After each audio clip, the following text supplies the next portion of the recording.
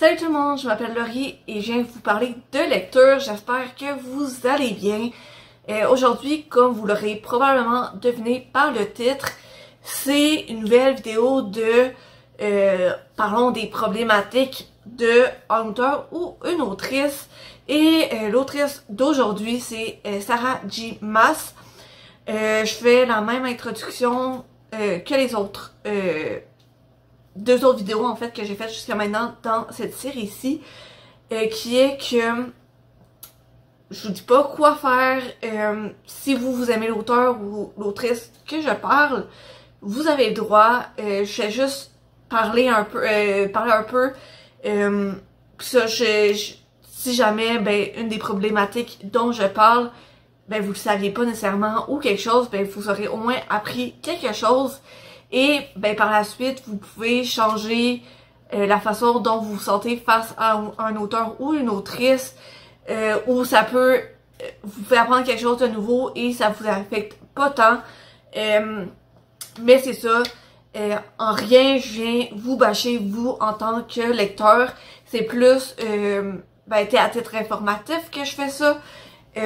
C'est ça, comme je le disais, peut-être que vous ne le saviez pas, vous ne l'aviez pas vu passer et vous l'apprenez aujourd'hui avec moi. Évidemment, moi quand je fais ces vidéos-là, jusqu'à maintenant, comme je disais, j'en ai fait 3. Il y avait juste J.K. Rowling que je savais qui avait eu des actions problématiques et c'est un peu pour ça que j'ai décidé de commencer cette série-là de vidéos.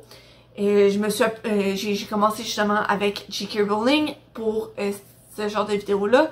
Et par la suite, je me suis dit, je suis sûre qu'il y a plein d'autres auteurs, autrices qui ont eu des comportements à caractère problématique ou qui ont écrit des livres avec des trucs problématiques dedans. Et donc, c'est ça. Je vais vous parler de ça. C'est ça, j'ai aussi pour Sarah J. Maas, je tiens à dire que j'ai commencé un seul de ses livres et c'est Christian City, je l'ai pas encore terminé. Donc les informations sur lesquelles je me base, puis à chaque fois ça va être la même chose, ça a été la même chose pour les deux autres vidéos que j'ai faites. Je me base sur des articles qui sont sortis, sur plein d'articles, plein d'opinions différentes. Puis tous les liens, c'est ça le mot que je cherchais, vont être dans la description de ma vidéo.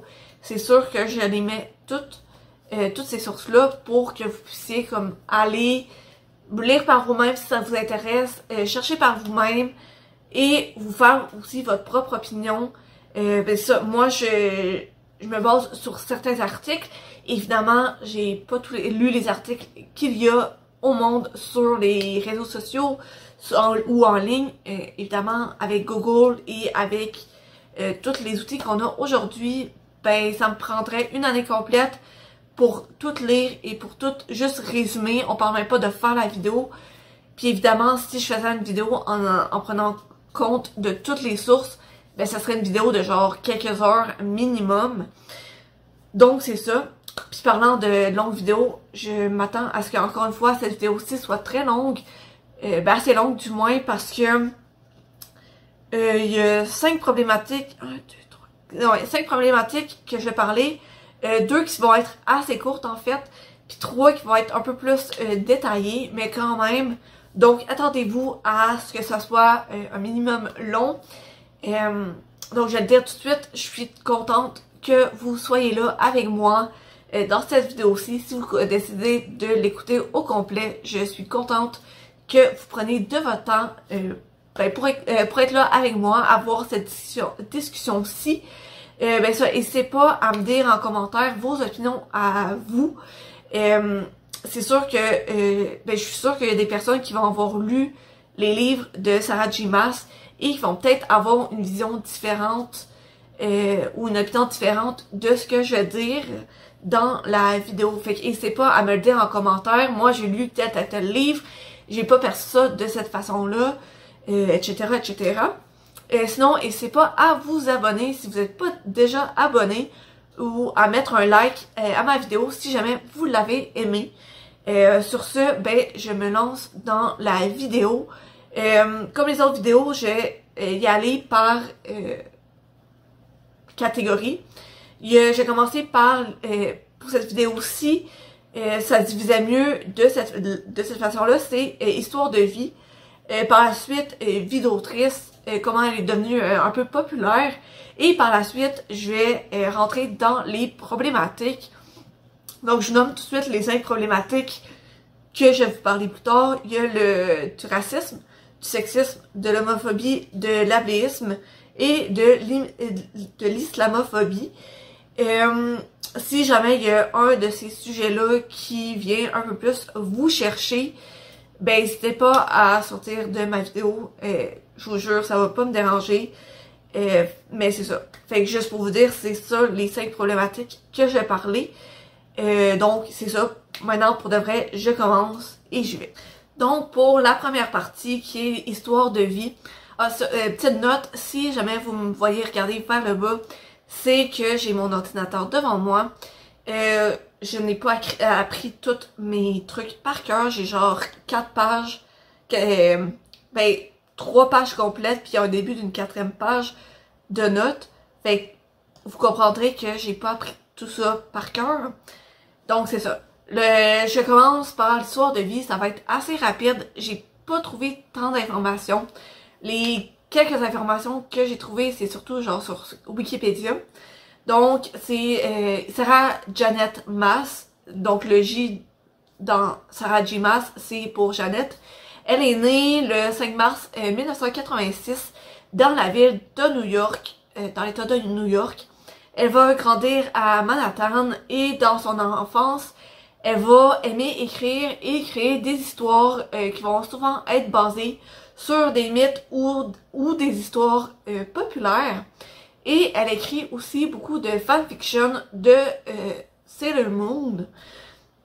Et par la suite, elle fait des études. Elle va recevoir un diplôme avec mention honorifique au Hamilton College dans le comté de New York.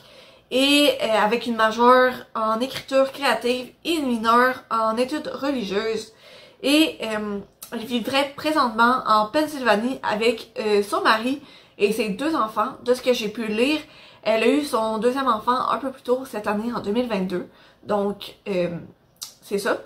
Et quand je vous disais que la section histoire de vie allait être courte, c'est déjà terminé parce que par la suite, la majorité de ce que ça parlait, c'était par exemple sur Wikipédia et tout ça, c'est un peu plus sur sa vie d'autrice. Fait genre on n'en sait pas tant sur elle en tant que personne.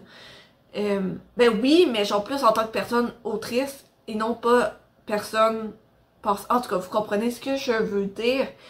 Fait que ça, je passe déjà à sa vie d'autrice. Donc Sarah J. Maas, on peut dire qu'elle écrit beaucoup parce qu'elle est reconnue pour 3 séries.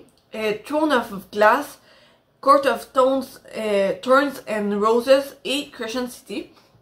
Puis sa vie d'autrice, ben, elle commence à l'âge de 16 ans avec Throne of Glass. Et la ligne directrice de l'histoire se base sur l'histoire de Cendrillon, mais qu'à la place d'être servante pour sa famille, elle est assassine. Et son but est serait d'assassiner le prince au bal. C'est ça. Et au départ, elle publie les premiers chapitres de son livre qui était alors nommé Queen of Glass sur frictionpress.com où son histoire à elle était une des histoires les plus populaires. Et ben justement, son histoire a été enlevée du site quand elle a décidé de publier son histoire. Et donc, c'est ça, son histoire a été enlevée.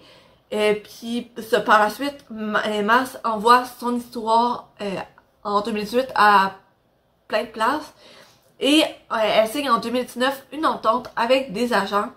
Donc, puis en 2010, Bloomsbury achète Throne of Glass. Et puis par la suite, il achète aussi une suite de 2 autres tomes. Avant qu'elle ait commencé à les écrire, ben Bloomsbury lui dit ok, on veut 2 autres tomes. C'est du moins ce que j'ai pu lire sur les internets. Puis par la suite, la série devient populaire et elle peut être achetée dans 15 pays et est traduite en 35 langues. Puis par la suite, en 2014, Mass, elle écrit de Assassin's Blade, qui est comme un préquel à l'histoire. Là, aujourd'hui, la série comprend 7 livres et le dernier tome est publié en 2018. La deuxième série de Sarah J. Maas, c'est A Court of Thorns and Roses, qui reprend l'histoire un peu de La Belle et la Bête. Le premier tome est écrit en 2019, mais il n'est pas publié avant 2015. Si jamais vous trouvez que je parle trop avec mes mains, dites-moi là en commentaire, mais ça, j'ai tendance à beaucoup parler avec mes mains. Puis par la suite, quand le premier tome, quand la série est publiée, la série prend tellement d'ampleur qu'un spin-off est annoncé. Puis il y a A Court of Silver Flames, le 4e livre de la série et premier tome du spin-off est publié en 2021. Puis il y a aussi Hulu qui annonce que en 2021 qu'une adaptation de la série va être publiée sur sa plateforme. Puis là maintenant, on va parler un peu de sa 3e série. C'est ça. C'est le... Ok, je m'excuse. La première, Sarah J. Maas annonce qu'en 2018, le premier tome va être sorti. Non, c'est pas vrai. J'enlève ce que j'ai dit. Dans le fond, tout ce qu'elle annonce en 2018, c'est qu'il y a une nouvelle série qui va sortir, une série de fantasy. C'est la première série qui a comme public cible plus les adultes. Donc le premier tome, c'est House of Heart and Blood. Heart. Non, pas Heart. L'enfance est pas sur le H, il n'y a pas de H, c'est Hearth, la planète. Et Hand Blood, qui est publié en 2020 par Bloomsbury. Et le deuxième tome, House of Sky and Breath, est publié en 2022. Donc c'est un peu ça la vie d'autrice. Elle est quand même assez prolifique. Elle écrit quand même beaucoup de livres. Donc c'est ça pour ça. Et je commence dans la partie problématique. Donc, comme je l'ai dit, je commence dans les problématiques. Et comme j'ai dit un peu plus tôt, la première, c'est sur le racisme, genre une problématique de diversité raciale. Puis toutes les... dans le fond, je me base beaucoup sur le blog de Literally Phoenix, qui dans le fond, justement, toutes les auteurs autrices problématiques que j'ai trouvées jusqu'à maintenant sont aussi sur son site. Et il y a comme 3 catégories qu'elle fait. Il y en a un qui c'est genre des petites problématiques genre qu'on trouve pas trop, c'est pas trop grave. Un qui est plus genre c'est limite, et la troisième c'est genre ok, c'est sérieux. Justement les 3 que j'ai parlé jusqu'à maintenant, il me semble qu'ils se retrouvaient les 3 dans la dernière partie. C'est que c'est plus qu'il faut faire attention. Donc première partie, c'est la première problématique, c'est le racisme. Puis selon de Literally Phoenix, Maas utilise rarement des personnages de couleur, puis lorsqu'il y en a, c'est surtout de taille pâle ou ils sont tués assez rapidement dans l'histoire. Justement, il y a aussi des utilisateurs sur Reddit qui font une différence entre être, genre les différentes façons d'être raciste. Puis ils mentionnent que l'autrice serait surtout passive raciste, dans le sens que la majorité ou l'entièreté, je suis pas sûre, mais beaucoup de ces personnages principaux sont blancs. Et il y a un utilisateur qui mentionne qu'il a l'impression que l'autrice tente d'avoir une diversité dans ses livres, mais seulement pour, comme tu sais, cocher une case, puis ok, j'ai un personnage de même, j'ai un personnage de couleur, j'ai un personnage blablabla, blablabla. Et, mais, fait que c'est ça, cet utilisateur-là mentionne qu'il a l'impression que sa diversité, c'est vraiment une diversité performative pour comme bien paraître, pour marquer des points, mais genre, tu sais, c'est pas vrai, c'est pas de la réelle diversité parce que genre, tu sais, c'est pas nécessairement réellement inclusif, on va dire. Mais il y a un autre utilisateur aussi qui nuance les propos en mentionnant ben, qu'elle a quand même commencé à aller à... Parce que là, il se parle surtout de la série Throne of Glass. Puis elle a commencé cette série-là, ben genre The Assassins, blablabla. Puis elle a commencé cette série-là quand elle avait 16 ans. Et qu'elle semblerait avoir beaucoup grandi en tant que personne, dans sa mentalité. Fait que il y a quand même cette nuance-là à prendre que elle a commencé cette série-là assez tôt. Mais en même temps, genre, ok, j'essaie d'être objective, mais là, je dis, genre, clairement, je donne un peu mon opinion là. Cette série-là, le dernier livre, il est sorti en 2018. Genre, on s'entend, c'est quand même assez récent. C'est sûr que le premier tome, il est sorti en 2010, puis le dernier en 2018. Fait qu'en 8 ans, t'as quand même un minimum de temps pour changer, pour évoluer. Mais il y a quand même la critique que sa diversité est assez médiocre. Fait que même cette nuance-là est à être nuancée parce que elle a peut-être évolué, mais genre de façon performative. Puis de ce que j'ai pu voir en ligne, ben, puis il y a des personnes aussi qui parlent de ces autres livres. Et encore une fois, la diversité est assez médiocre. Fait que même là, c'est genre apprendre avec, tu sais, elle aurait pas nécessairement, tout dépend de la façon dont tu le vois, pis dont, ben, de ce que tu sais sur l'auteur ou autrice, pis, ben, en tout cas, dans ce cas-ci, tout dépend de ce que tu sais sur Sarah J. Maas. Fait que c'est ça. Fait de mon opinion, je continue. Puis il y a Erin du blog de Book Archive qui explique qu'une des raisons pourquoi elle n'achète plus de livres de Sarah J. Maas, c'est entre autres par rapport à la diversité des personnages. Puis c'est une diversité qui serait pas une vraie diversité. Erin explique que justement les personnages dans pas mal toutes ces séries sont souvent genre blancs, hétéros et des personnages attirants. Donc la diversité n'aurait pas réellement d'impact dans l'histoire. Puis ben c'est ça comme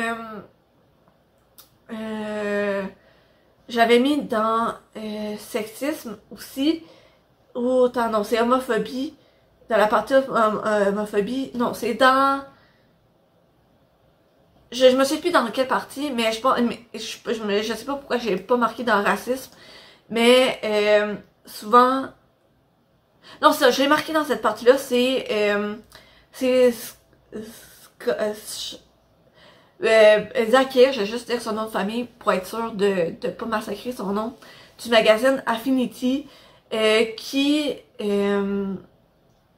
explique l'idée que l'autrice utilise souvent la troupe des White Saviors dans ses livres, entre autres dans la série Throne of Glass.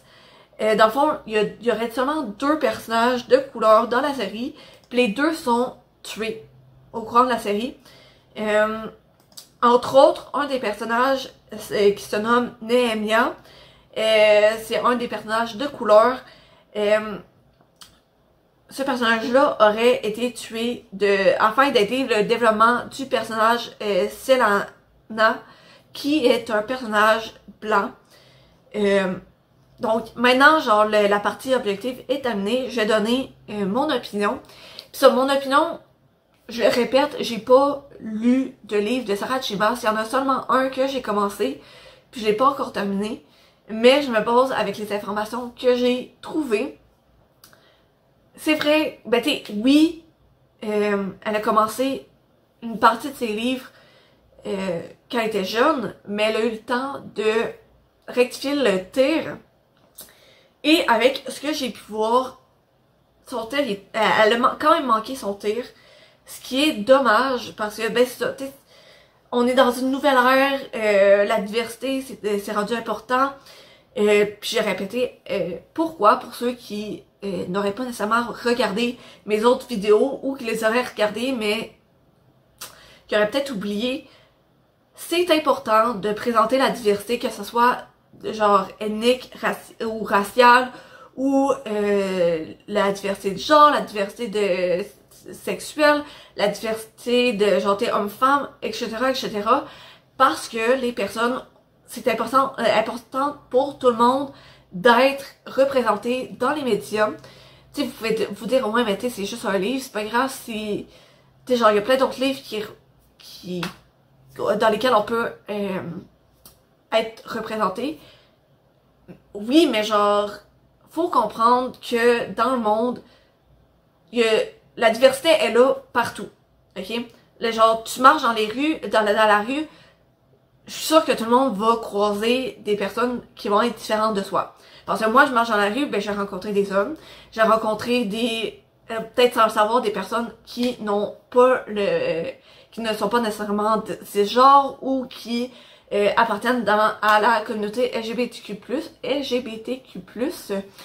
ou encore qui sont d'une autre ethnie, par exemple, qui viennent d'Asie, ou d'Afrique, ou peu importe, ou encore qui sont nés au Québec, mais qui ont des origines, ben, par exemple asiatiques, ou des origines noires, ou encore, ben, la plus évidente au Québec, j'ai l'impression, ben, des origines autochtones. Donc, la diversité est là au quotidien. Fait que je comprends pas comment une autrice n'est pas capable de faire de la diversité dans ses romans.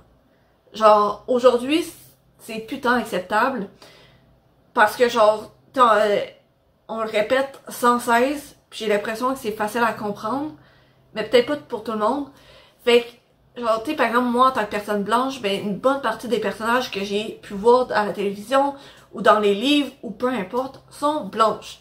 Fait que, tu sais, pour une personne qui est noire, ou qui est asiatique, ou qui est autochtone, ou etc., etc., ben, de voir quelqu'un qui les ressemble, pis tu sais, qui est, genre, pis qui représente quelqu'un à la vie positive, avec une vie positive, ben, genre, pis ça, c'est par une vie positive, je veux dire une vie qui est représentée sans stéréotype d'ethnie, dans ce cas-là, ben, ça peut être important, puis ben, ça peut changer la vision de quelqu'un et la vie de quelqu'un. Donc, c'est pour ça que je dis que c'est important qu'il y ait de la diversité dans tous les livres, surtout que on est de plus en plus sensibilisés à ça, et ben ça, de plus en plus de personnes en parlent. Fait que je comprends pas puis pourtant c'est quand même, c'est ça, c'est quand même assez facile. Donc c'est ça pour la partie racisme. Je continue avec la problématique du sexisme. Un des points qui a été apporté, entre autres par des utilisateurs sur Reddit, mais aussi par The Literary Phoenix, c'est que les rôles genrés très traditionnels sont vraiment présents. Et il y a un utilisateur de Reddit qui mentionne que l'autrice aurait, dans le fond, baserait son explication de ces rôles genrés-là sur la biologie. Dans le fond, que les femmes sont faites... Ben, genre, par exemple, justement, l'exemple que j'ai par la suite, c'est que les hommes seraient biologiquement, naturellement possessifs, puis naturellement, c'est entre très gros guillemets, les hommes seraient plus possessifs, plus territoriaux, et ce qui ferait en sorte que beaucoup des personnages masculins sont des personnages extrêmement toxiques. Pour les personnages féminins, la féminité serait aussi très toxique, dans le sens que les personnages féminins seraient obsédés par comment elles sont, par la façon dont elles paraissent, comment elles sont habillées. Puis aussi les personnages masculins seraient plus rough, ils s'expriment pas trop. Les femmes, les personnages féminins, ben ils ont toujours comme un côté artistique, de la musique, genre peinture, etc. Tandis que les hommes, pas tant, ils sont pas tant artistiques dans ces livres, pis tout ça. Genre un exemple de personnage est Manon, qui n'est, je sais pas dit que c'est dans le personnage dans quel livre ou dans quelle série, mais ce personnage-là ne serait pas traditionnellement féminine, mais la façon dont elle est décrite dans la salle à coucher avec un homme, c'est que elle serait très soumise et ben justement comme à l'extérieur de la salle, ben genre t'sais, tous genre je recommence ma phrase, mon idée. Dans le fond, Manon, ce personnage-là, ça serait comme une switch on and off que, genre, en temps normal, elle est très indépendante, genre, c'est tous les trucs qui sont pas nécessairement traditionnellement féminins. Mais là, genre, bam, elle est dans une chambre à coucher avec un homme, la switch, genre, elle est tournée, puis là, elle devient extrêmement soumise, puis et tout. Puis c'est aussi souligné par dans plusieurs articles que justement, ben pas mal tous les personnages féminins de masse, genre d'une façon ou d'une autre, ils seraient très soumis. Puis un autre point aussi qui est souligné, c'est que plusieurs des personnages féminins vont être écrits avec beaucoup de stéréotypes négatifs. Entre autres, genre le côté compétitif avec les autres femmes. Les autres personnages féminins, ils vont beaucoup se critiquer, faire des commentaires sur les autres.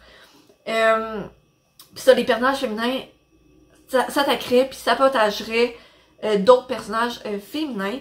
Puis aussi des commentaires qui se font sur leur propre sein, sur les seins des autres, comparatifs, sur son propre physique, sur le physique des autres.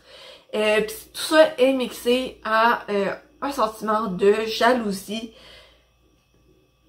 Donc, fait que là, ça c'est genre ce que j'ai pu voir dans les articles. Donc, mon opinion que j'ai par rapport à ce que j'ai pu voir, lire dans les articles. Genre, come on. Sarah, genre, t'es une femme. Pourquoi t'es de même? Genre, pourquoi t'écris de même? Genre, me semble, encore une fois, on est passé à une époque où ce que, genre, les stéréotypes de genre, ils ont plus lieu d'être. On sait que chaque femme est différente puis chaque homme est différent. Fait que pourquoi dire que genre tous les hommes sont rough pis genre gardés pis genre ils sont pas capables de s'ouvrir pis que les femmes ben, ils sont juste compétitives pis comme ils vont juste se comparer. Comment là? Tu sais, me semble ça fait juste renforcer l'idée que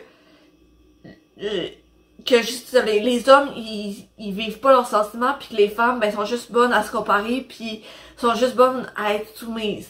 Comme me semble qu'on est passé à autre chose pis que genre on sait que chaque personne est différente puis on sait que c'est important de dire que c'est bien pour tout le monde de partager ses sentiments, de pas les garder juste pour soi.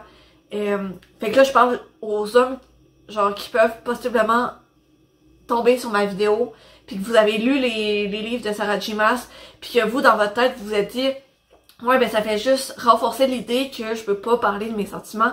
C'est faux, ok? C'est important de parler de vos sentiments. Puis s'il vous plaît, parlez-en à des personnes en qui vous avez confiance, puis qui vont valider vos expériences, qui vont puis vous aider à comme vous exprimer mieux, à sortir de justement cette loupe-là, de ce cercle-là de comme ok, je peux pas m'exprimer et puis parler de mes émotions parce que je suis un homme. C'est totalement faux. Genre, s'il vous plaît, pis si vous avez personne dans votre entourage, encore une fois, je parle surtout aux hommes, mais c'est aussi aux femmes. Si jamais vous avez l'impression qu'il y a personne dans votre entourage à qui vous pouvez parler, essayez d'aller voir quelqu'un, genre, ben, d'un professionnel qui pourrait vous aider. Donc c'est ça. Mais ça maintenant pour revenir, c'est un peu ma parenthèse, mais c'est ça, pour revenir un peu plus sur Sarah J. Maas, me semble genre, c'est un peu plate que genre là les personnages féminins ben soient toujours en compétition l'une contre l'autre. Me semble ça serait beau peut-être de voir de la coopération féminine entre les personnages pour devenir des personnes plus meilleures, de voir justement genre ces coopérations-là, genre pour dire aux jeunes filles, ok, ben regardez, c'est important d'avoir des bons liens avec les autres filles autour de nous, et même, puis tu sais, on n'est pas obligé d'aimer tout le monde, mais d'aider quelqu'un, une autre fille, une autre femme, quand on voit qu'ils sont dans le trouble, ou genre des trucs du genre, me semble, ça serait juste fun d'avoir ça dans les romans, puis ça soit portrayé d'une façon positive, tu sais, qu'on rentre pas dans les stéréotypes. C'est ça que je voulais dire. Fait que genre, c'est ça. Ça, c'est mon opinion. Fait que je passe à une autre problématique. Donc, je continue avec la problématique sur l'homophobie. Erin du blog de Book Archive mentionne, j'avais-tu traduit? Non, ok, c'est une petite phrase, j'avais pas traduit sa traduction, sa phrase, mais I read a review once where they described her novels as aggressively heterosexual, and I have to agree. Donc, dans le fond, cette personne-là dit que, genre, Erin, en fait, mentionne que elle avait lu un review d'une, genre, quelqu'un d'autre avait écrit que les livres de Sarah J. Maas étaient agressivement hétérosexuels et Erin est en accord avec cette perception-là et rajoute que les personnages qui sortent de la norme de genre ou d'identité sexuelle sont souvent mis comme des personnages secondaires. Ils n'ont aucun impact sur l'histoire. Puis aussi, avec ce que j'ai lu dans les articles, souvent, ces personnages-là, ils vont être décrits comme d'une façon négative, avec beaucoup de stéréotypes reliés à ces sexualités-là. Je vais prendre l'exemple de la bisexualité parce que, justement, de Literally Phoenix me le mentionnait aussi, que genre justement dans A Court of Wings and Ruin, Ryzen, un des personnages, présente l'identité bisexuelle de Elian, un autre personnage, comme étant immorale et que la bisexualité serait égale à la polygamie, ce qui n'est aucunement le cas, autant pour l'aspect moral que pour l'aspect polygamie. Genre, petite parenthèse d'opinion, je comprends pas pourquoi les gens égalent polygamie et bisexualité. C'est pas parce qu'on est attiré par plus de monde que les personnes hétérosexuelles que on a plus tendance à avoir plusieurs relations avec des personnes. Donc, autant pour la polygamie que aussi il y a le stéréotype que les gens bisexuels auraient plus tendance à avoir des affaires à l'extérieur de leur relation. Ben, dans le fond, ils cheataient sur leur partenaire. Et c'est pas le cas. Il y a pas, genre, ça n'a pas à voir avec l'identité sexuelle, c'est plus à voir avec la personne. Fait que c'est pas parce que, peu importe ton identité sexuelle, si tu trompes ton partenaire ou ta partenaire, t'es une mauvaise personne. C'est pas parce que, genre, t'es bisexuel que ça fait encore plus que t'es une mauvaise personne. Ou genre hétéro, pis tu trompes quelqu'un, t'es pas une plus mauvaise personne. T'es juste mauvaise à cause que tu trompes ton partenaire ou ta partenaire. Vous comprenez mon point? Genre, l'identité sexuelle n'a rien à voir avec ça. Pis ça, genre, c'est pas parce que t'es dans une relation polyamoureuse ou, ouais, ben, polygame avec plusieurs personnes, en fait, que genre, t'es nécessairement bisexuel. Ouais. Je pense que vous comprenez ce que je veux dire. En tout cas, j'espère. Donc, je reviens à aux articles, ce qu'ils disent. Donc, ça, il y a aussi le personnage d'Adian. Quand il fait son coming out, il y a un lien qui est fait avec la prostitution. Genre, ce lien-là impliquerait une promiscuité sexuelle. Puis encore une fois, tu sais, c'est comme... C'est pas parce que t'es bi, pis genre, que t'as des relations sexuelles avec plus, genre, des hommes et des femmes et des personnes non-binaires et etc., etc., que tu vas nécessairement être... C'est ça. Puis, il y a aussi des stéréotypes négatifs sur les personnes asexuelles parce que la sexualité est présentée comme étant les personnes faisant partie, ben, s'auto-identifiant comme étant asexuelles sont présentées comme soulless, donc sans âme ou inhumains dans Court of Wings and Ruin, ce qui est vraiment assez phobique. Ben genre, en anglais c'est acephobia, fait que je l'ai traduit comme assez phobique, parce qu'il n'y a pas vraiment de terme en français pour ça. Mais ça avance justement le stéréotype que les personnes asexuelles seraient comme méchantes, puis penseraient juste à elles, quand c'est pas nécessairement le cas. Puis justement, je me souviens plus c'est sur quel site, mais il y avait justement quelqu'un qui a mis un passage du livre en question où ce que justement ça en parle. Fait que je vais vous le lire. C'est I was beginning to wonder if the two of them perhaps preferred no one's company but each other's in whatever unholy capacity. Not a blink of interest toward the beauty who often made males and females to stop to gape. Perhaps any sort of physical passion had long been drained away alongside their souls. Fait qu'en gros, ce que ça dit, c'est je commençais à me demander s'ils ne préféraient peut-être pas la compagnie, genre seulement la compagnie l'un de l'autre.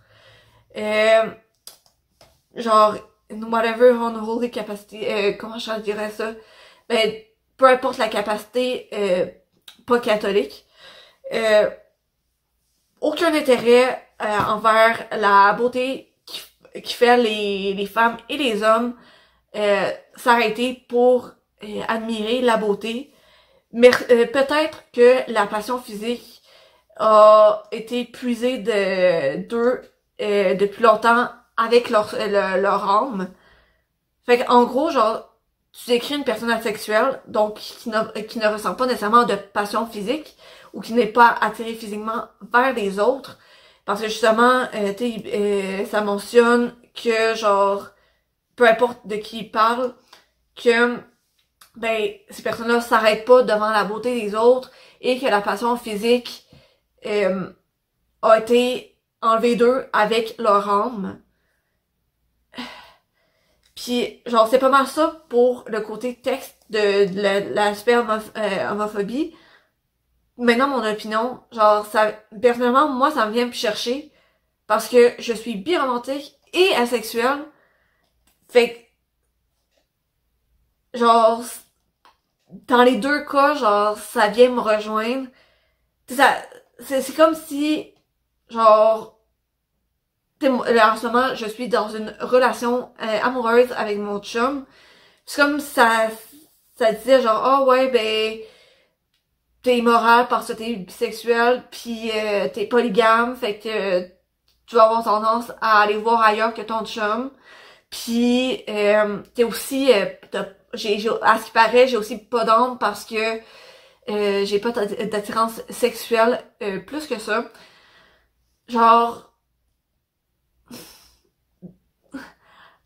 genre, qui t'a blessé de même pour que, genre, t'aies une dent contre les personnes bisexuelles pis les personnes asexuelles? Genre, qui t'a blessé? Honnêtement. Je fais comme si je vous parlais à vous, mais je parle à Sarah Jimas, là. C'est qui t'a blessé? Pour, comme, être homophobe de même. Genre, avoir des propos homophobes de même. Je vais pas dire qu'elle est homophobe, mais elle tient genre, dans ses livres, avec ces descriptions-là, elle tient des propos homophobes parce que, ben justement, ça vient dénigrer l'identité sexuelle d'une communauté entière.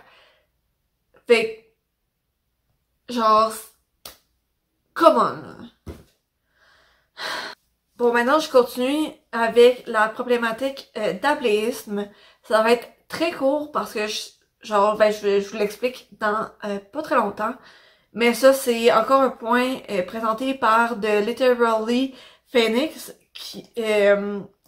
Mais ça, comme cette personne-là le mentionne, les opinions fluctuent beaucoup, même dans la communauté des personnes handicapées. C'est les personnes, la communauté qui est principalement concernée par cette controverse-là. Fait que si même les opinions dans cette communauté-là sont controversées, c'est ça. Ben, ça sont fluctuent en fait. Dans le fond, ça c'est par rapport au personnage de Shaol qui dans Tower of Dawn, Dawn, dans le fond, je sais pas trop. Tout ce que ça disait c'est que il guérit de peu importe quoi. Probablement justement un handicap quelconque.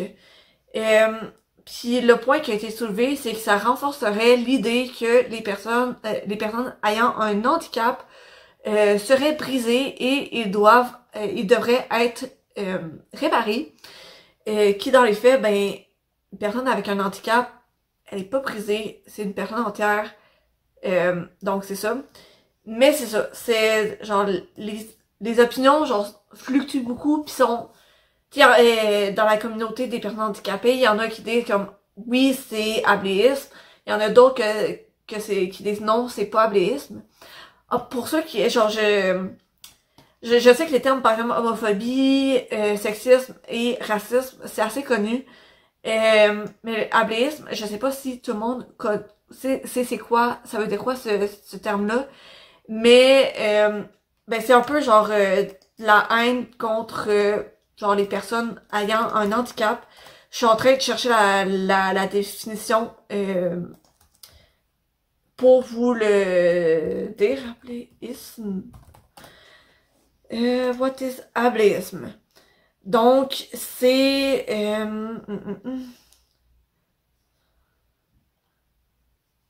Ok, bon, la discrimination contre les personnes ayant des handicaps dans l'idée que les personnes qui auraient des habiletés dites typiques ou normales seraient supérieures. Je tiens à mettre toujours les guillemets. Mais ça, c'est un peu comme justement le racisme qui dit que les personnes genre qui ne sont pas blanches sont inférieures, ou encore avec le sexisme qui dit que les femmes sont inférieures aux hommes. Ben là, avec l'abléisme, c'est de dire que les personnes qui ont un handicap seraient inférieures aux personnes qui n'ont pas d'handicap, ce qui n'est évidemment pas correct à faire. Fait que si vous le faites, repensez un peu, c'est ça, vos idéaux. Mais je dois avouer que, genre, ça se peut que ça soit un biais genre des actions que vous vous rendez pas compte. Je suis sûre que à un moment ou un autre dans ma vie, je l'ai été sans le savoir. Le point que j'essaie de faire, c'est que si vous le faites par exprès, genre, pourquoi? Mais pour revenir sur la vidéo que genre, sur Sarah J. Maas et tout ça, mais là, ce point-là est assez, comme, débattu. Il y en a qui disent que oui, ce passage-là est abléiste, et d'autres disent que non. Fait que je préfère pas trop me positionner là-dessus. Déjà de base que j'ai pas lu le livre et je n'ai pas d'handicap. Donc je vois mal pourquoi je donnerais mon opinion là-dessus quand ce n'est pas ma place de dire mon opinion sur quelque chose qui... Ben, oui, je peux dire mon opinion, mais comme je vois pas la nécessité dans ce cas-ci. Fait que, ouais. Bref, ça va être ça pour ça. Et maintenant, pour le dernier point, c'est pour l'islamophobie, donc la haine contre les personnes musulmanes. Encore une fois, ça va être très rapide, parce que dans le fond, encore une fois, c'est de Literally Phoenix.